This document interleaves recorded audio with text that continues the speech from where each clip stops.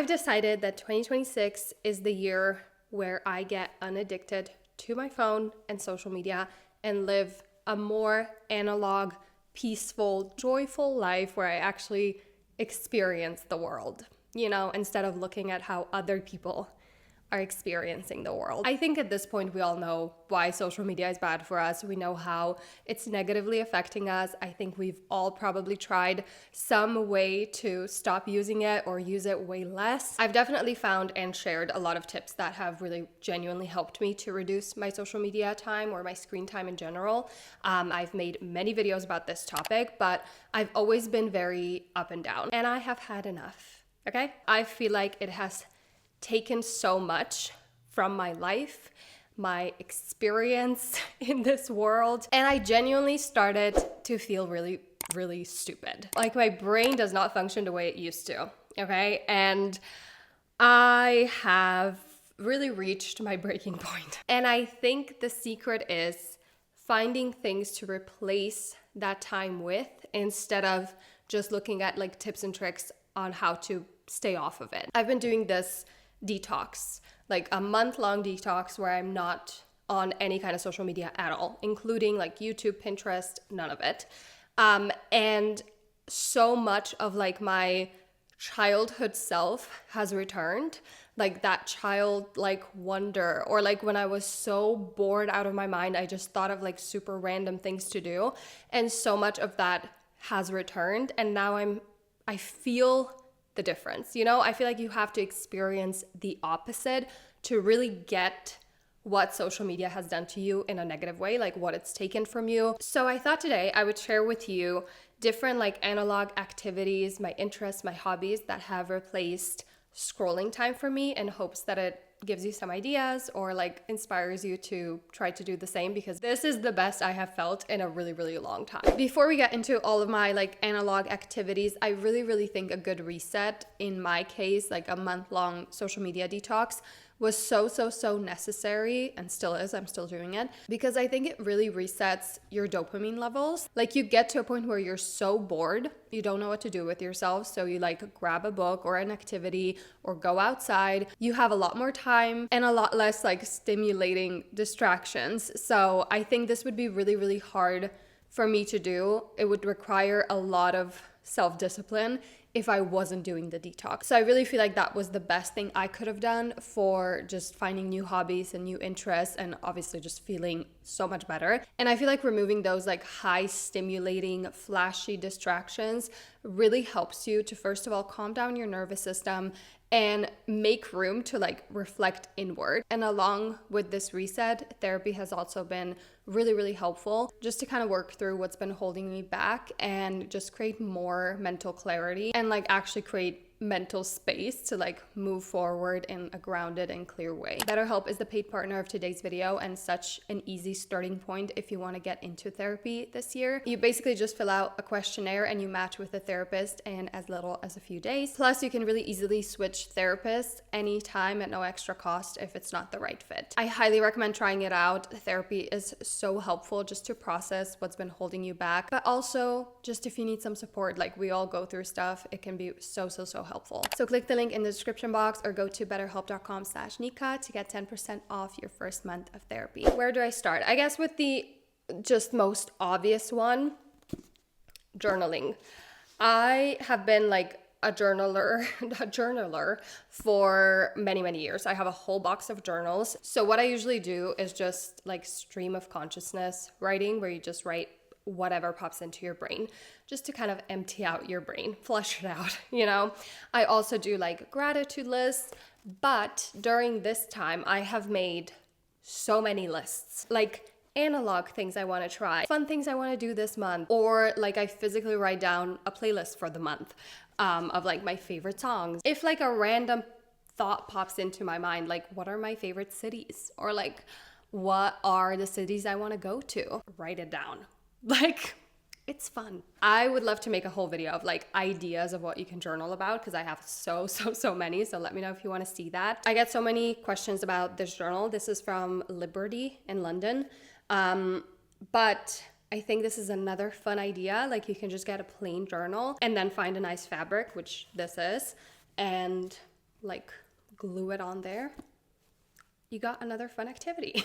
The next activity I do a lot, especially if I don't want to be creative, like I'm not in the mood, but I still want to do something to just kind of like pass the time. It's not like hard to do.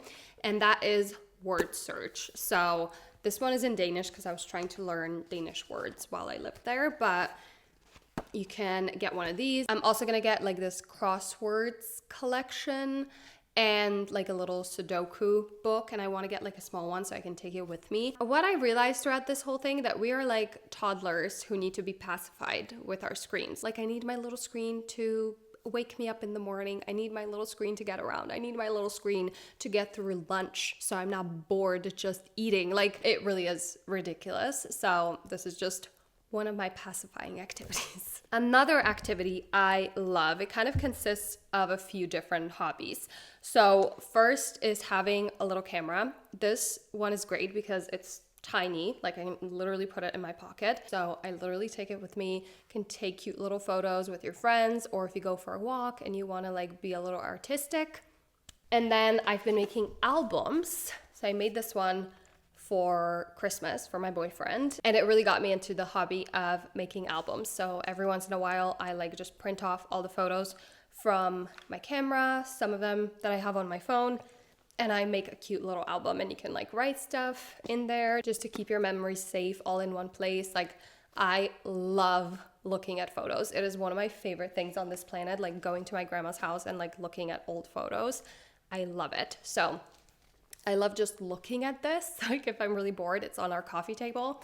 I just look at it, but I love making them. So another one of my hobbies that plays into another hobby that we're gonna get to is finding and like collecting pretty postcards. It's like whenever I travel, I like walk around and look at different stands, and I try to find like the one that I like the most. It's usually one that looks like it's been like hand drawn. And then on the back, you can obviously write them for other people and send them, but I like to write them for myself, and I just write a little bit about the trip or the day that I've had. And even if it's like a day trip, and it's like a whole little fun activity. What you can also do is you can collect them for your little like scrapbook. I have this pretty, I guess this was meant to be an album. It looks like a coffee table book, and then you open it and it's just like empty little pages. First one, for example, I wrote something, I pasted in here a little cute envelope, and inside is a little letter that I wrote to like my future self.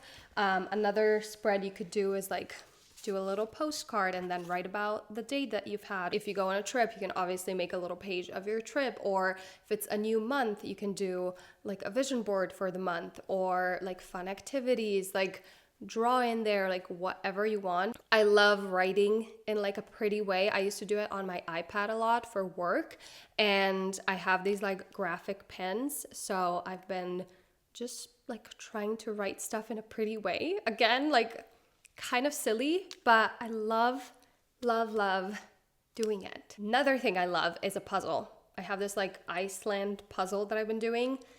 It's like sitting on my table over there. Another one of my silly little hobbies is I just get flowers at like the grocery store, or if I go to the market, and I just get different ones, and then when I get home I make a little bouquet, and it's so pretty. And right now it's like beginning to be spring-ish, and there's so many flowers already, so I'm excited to go on a little walk and like pick flowers and then make a cute like small little bouquet. Again, like easy, simple. Seems a little silly, I feel like a little child, but I love it. It's so nice. Another one is I've really been getting back into cooking. I used to love cooking so much, and then I just got so lazy and I would order in so much. And now I've just been trying different recipes and just really having fun with it. I've been doing a lot of different bowls. And if I go out to eat, I like take a photo of my meal and then I try to recreate it at home if I really love it. Or like I've been making these like fun banana oatmeal pancakes, like just anything. I want to try making cinnamon rolls, which I've never done. It's just fun. And I like feed myself in the process, which we love.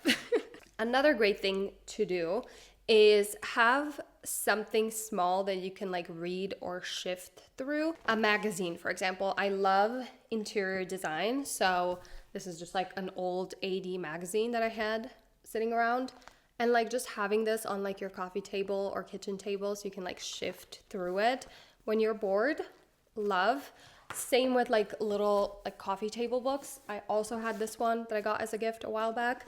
It's called The Sound of Mountains, and it's just really, really pretty like photography of mountains. It's so relaxing just to like shift through this. And again, it doesn't take any brain power. Like I don't have to do anything. I just turn the pages, you know? But it's so much more relaxing than like being on social media and scrolling, because that feels relaxing in the moment because it doesn't take any brain power, but it is very stressful in the long run. But then I also have something that I can like read a page or a few pages and be done with it. It's not like a book that I'm actively reading. So I love like a poetry collection. I have this one that I've been like slowly reading for a very long time.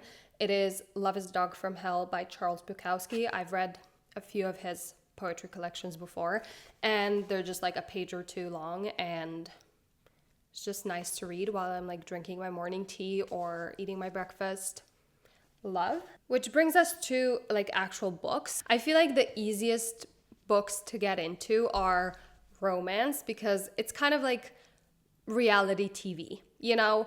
You don't always want to watch like a serious show or movie that's very like emotionally taxing and like a lot to process.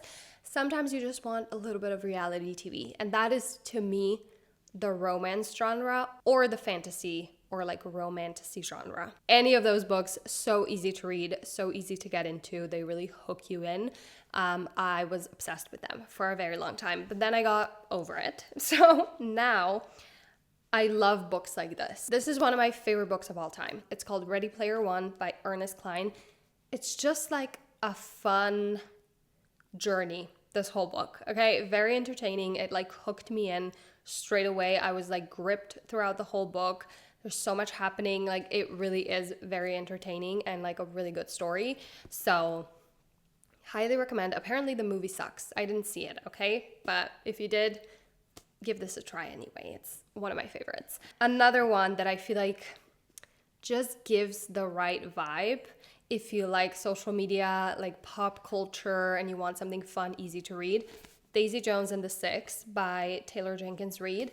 It's basically about a fictional band that like breaks up, and the book is written through interviews. So you get like different perspectives, and then you try to like figure out what really happened, like who's lying, who's not lying. And it's just like a fun, it's so fun. And then this one is very similar to Daisy Jones and the Six. I'm in the process of reading it, okay? It's called The Favorites by Lane Fargo.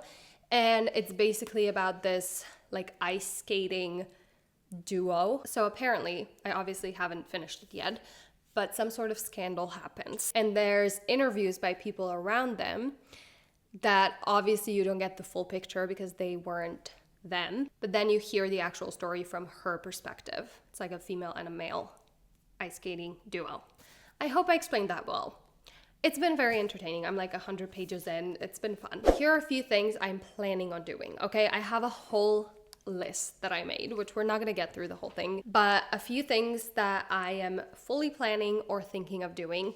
Ice skating. I have this childhood dream of being an ice skater. Probably not going to become a competitive ice skater, okay? I think we can all agree on that, but I can go to an ice skating rink and like ice skate around and try some tricks. So my friend and I are going this week. I'm very excited.